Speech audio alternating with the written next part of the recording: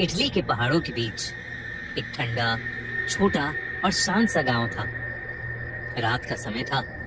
आसमान में घने बादल थे और हवा के झोंकों के साथ चर्च की घंटी की हल्की सी गूंज सुनाई दे रही थी। विटोरियो, जो कि 14 साल का एक पतला दुबला सा लड़का था, अपने हाथ में एक छोटी सी थैली लिए वापस घर जा रहा था। गांव के एक दुकानदार से ब्रेड और थोड़ा चीज खरीदकर रास्ता बिल्कुल सुनसान था। तभी उसे अपने पीछे से किसी के चलने की आवाज आई। वो आवाज सुनते ही उसके कदम रुक गए। उसे महसूस हुआ कि जैसे कोई उसके पीछे खड़ा सांस ले रहा है, शायद कोई लंबा चौड़ा आदमी। विटोरियो ने पलट कर देखा, पर वहां कोई नहीं था। लेकिन फिर आसमान में एकदम से बिजली चमकी और उस बिजली में उस सुनसान रास्ते पर उसे एक आदमी खड़ा हुआ दिखा। अलग अलग सड़ते हुए शरीरों के टुकड़ों से बना, अलग अलग जगह से तारें निकली हुई और सड़ते हुए मांस की बदबू से भरा वो मॉन्स्टर वहीं खड़ा हंस रहा था। हाथ में एक जानवर का आधा सड़ चुका शरीर, जिसके पास से कॉपर के तार निकले हुए थे, अपने हाथ में लिए। ये देखकर विटोरियो का गला सूख गया। उसने कुछ नहीं सोचा, बस वहां से भाग गया। पर कुछ दूर जाते ही उसे महसूस हुआ कि जैसे वो मॉन्स्टर उसके पीछे भाग रहा है। विटोरियो और तेजी से भागता रहा और चर्च के पास पहुंचकर जब उसने पीछे मुड़कर देखा तो वो मॉन्स्टर सड़क के किनारे से अंधेरे में कहीं गायब हो गया। विटोरियो भागकर अपने चाचा एरन के घर पहुंचा, जहां वो कुछ दिनों से रह रहा था। दरअसल 2 महीने पहले उसके माँ बाप की डेथ हो गई थी। उनकी मौत को लोग एक्सीडेंट कहकर टाल देते थे, पर विटोरियो जानता था कि उन्हें उसी मॉन्स्टर ने मारा था। उनके शरीर मिलने पर उनके साथ कॉपर के तार, एसिड के दाग और बिजली के जले निशान मिले थे। विटोरियो तब से चुप था। उसके चाचा, एक पुराने सर्जन, अक्सर कहते थे कि विटोरियो के माँ बाप कुछ ऐसे एक्सपेरिमेंट्स कर रहे थे जो दुनिया के नेचुरल लॉज के खिलाफ थे। विटोरियो उस मॉन्स्टर से बहुत घबराया हुआ रहता था। एक रात विटोरियो अपने कमरे में सो रहा था जब अचानक उसे बहुत ठंड लगने लगी। उसके कमरे में एक तेज हवा का झोंका आया। जब विटोरियो ने देखा तो उसकी खिड़की खुली हुई थी। पर यह अजीब था, क्योंकि वो रोज रात में खिड़की बंद करके सोता था। वो जैसे ही खिड़की को बंद करने उठा, उसे एक लंबे चौड़े आदमी की परछाई दिखी। बाहर अचानक से तेज बारिश शुरू हो गई और बिजली कड़कने लगी। उस कड़कती बिजली में वो भयानक मॉन्स्टर उसे फिर से दिखा। इस बार उसके हाथ में विटोरियो के माँ बाप के कटे हुए सर थे। ये देखते ही विटोरियो की चीख निकल गई और वो भागकर अपने अंकल एरन के पास गया।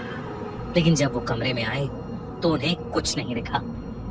उसके चाचा ने उसका सर छुआ तो उन्हें एहसास हुआ कि विटोरियो को बहुत तेज बुखार आ गया था। अंकल एरन ने उसे दवाई खिलाकर सुला दिया। पर अगली सुबह जब विटोरियो की आंख खुली तो उसने देखा कि उसके कमरे के बाहर छोटे छोटे जानवरों की लाश पड़ी है, जिनके अलग अलग हिस्से एक दूसरे से जुड़े हुए हैं और सबके शरीर में इलेक्ट्रिसिटी शॉक्स के दाग हैं। कॉपर के पतले तार उनके इर्द गिर्द पड़े हैं, जैसे कोई उन्हें जोड़कर कुछ बना रहा हो। विटोरियो ने ये चीज अपने अंकल को दिखाने की कोशिश की, लेकिन वो लोग जब साथ गए तो उन्हें फिर से कुछ नहीं दिखा। गांव वालों में ये बात फैल गई थी कि विटोरियो पूरी तरह से पागल हो चुका है, क्योंकि विटोरियो जब भी घर पर अकेला होता तो उसके रोने और चिल्लाने की आवाजें आती रहती थी। इतना ही नहीं, बल्कि विटोरियो लोगों से सिर्फ उसी मॉन्स्टर के बारे में बात करता रहता था।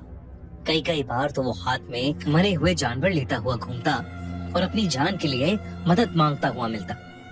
दरअसल उन दिनों कई डॉक्टर्स और साइंटिस्ट ये मानते थे कि मरने के बाद इंसान की डेड बॉडी को वापस इलेक्ट्रिक शॉक्स देकर जिंदा किया जा सकता है। और इसी के चलते कई एक्सपेरिमेंट्स हुए और इससे इंस्पायर होकर मैरी शेली, एक राइटर, ने फ्रैंकेनस्टाइन नाम की किताब भी लिखी थी, जिसमें एक साइंटिस्ट विक्टर फ्रैंकेनस्टाइन अपना एक बहुत ही भयानक मॉन्स्टर बनाता है। विटोरियो के माँ बाप भी साइंटिस्ट थे और डॉक्टर्स को ये लगता था कि अपने माँ बाप की मौत को विटोरियो फ्रैंकेनस्टाइन मॉन्स्टर की कहानी से जोड़ रहा है और उसे सच समझ रहा है। सब लोग विटोरियो का मजाक उड़ाने लगे थे, इतना कि विटोरियो ने घर के बाहर जाना ही बंद कर दिया। ना स्कूल, ना प्लेग्राउंड, ना किसी और के घर, बस वो अपने अंकल के घर सबसे छुपकर रहने लगा था। पर अंकल एरन को उसकी बातों पर यकीन था। उन्होंने फाइनली एक रात उसे अपने पास बिठा के सब सच बताया। उन्होंने बताया कि उसके माँ बाप सच में एक डेड बॉडी को जिंदा करने का ही एक्सपेरिमेंट कर रहे थे, जो गलत हो गया। जिस बॉडी पर वो एक्सपेरिमेंट कर रहे थे वो अलग अलग लोगों के बॉडी पार्ट से जोड़कर बनाई गई थी। उन्हीं में से जिस इंसान का सर वो यूज कर रहे थे उसकी बहुत भयानक मौत हुई थी। विटोरियो के माँ बाप के किसी एक्सपेरिमेंट में वो जलकर मर गया था, बस उसका चेहरा बच गया था। उसकी मौत के बाद से विटोरियो की माँ को उसकी आत्मा अपने पूरे घर में दिखने लगी थी और उस भयानक आत्मा ने उसी डेड बॉडी पर कब्जा कर लिया जो विटोरियो के माँ बाप ने अपने फाइनल एक्सपेरिमेंट के लिए बनाई थी। अपना बदला लेने के लिए उस आत्मा ने उस भयानक शरीर की मदद से विटोरियो के मॉम डैड को मार डाला। विटोरियो के अंकल उसे ये बता ही रहे थे कि तभी उनके घर के अंदर सारी लाइट्स अचानक से फ्लिकर करने लगी। घर के सारे खिड़की दरवाजों पर जोर जोर से ठक ठक होने लगी और देखते ही देखते वो अपने आप ही खुल पड़े। साथ ही सारी लाइट्स अचानक से बंद हो गईं। पूरे घर में अंधेरा हो गया था और बहुत तेज ठंडी हवा का झोंका उनके घर में घुस आया। साथ ही एक अजीब सी स्मेल भी घर में घुस आई, सड़ते हुए मांस की स्मेल। विटोरियो को बहुत ज्यादा डर लग रहा था। उसके अंकल एरन विटोरियो को दिलासा दे रहे थे, लेकिन अंदर ही अंदर उन्हें भी बहुत डर लग रहा था।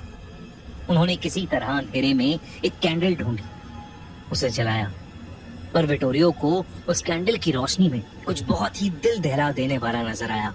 अंकल एरन के ठीक पीछे एक बड़ी सी परछाई थी, उस लंबे चौड़े भयानक मॉन्स्टर की। जैसे ही अंकल एरन पीछे मुड़े उनकी कैंडल बुझ गई। उन्होंने फिर से वो कैंडल जलाई, पर इस बार उनके रोंगटे खड़े हो गए, क्योंकि अब उस रोशनी में पहली बार वो उस खौफनाक मॉन्स्टर को देख रहे थे। वो उनके सामने खड़ा था, वही आधा जला हुआ चेहरा, कॉपर के तारों से जुड़ा उसका शरीर और उसके हाथ से ऐसे टपक रहा था। उसकी आंखें बिल्कुल सफेद थीं, जैसे अंधेरे में बिजली चमक रही हो। अंकल एरन पीछे हटे, लेकिन उनका पैर किसी कॉपर वायर से उलझ गया। उस मॉन्स्टर ने अपने हाथों से अंकल एरन की गर्दन पकड़ ली और उन्हें हवा में उठा लिया। एरन के शरीर में जोरों के इलेक्ट्रिक शॉक्स दौड़ गए। अंकल एरन की उसी समय सांसें रुक गई और कुछ ही लम्हों में उनका पूरा शरीर काला पड़ गया। अचानक उनकी चीखें सुनकर आस पड़ोसी वहां आ गए।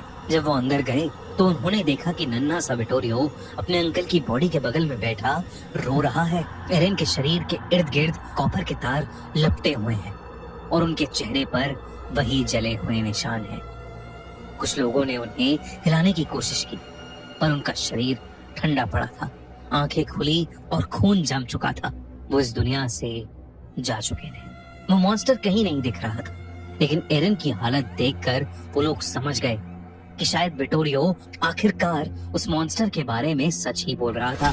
इस इंसिडेंट के बाद विटोरियो को राफ्ती विलेज से बहुत दूर फ्रांस के एक बोर्डिंग स्कूल में भेज दिया गया, पर उसके जाने के बाद भी मौतों का सिलसिला रुका नहीं। कभी कोई जानवर जला हुआ मिलता तो कभी कोई इंसान, और हर जगह कॉपर के तार। धीरे धीरे लोगों ने उस एरिया को छोड़ दिया, पर आज भी शायद वो मॉन्स्टर, शायद वो फ्रैंकेनस्टाइन उसी विलेज के, उसी गांव के आसपास भटक रहा है।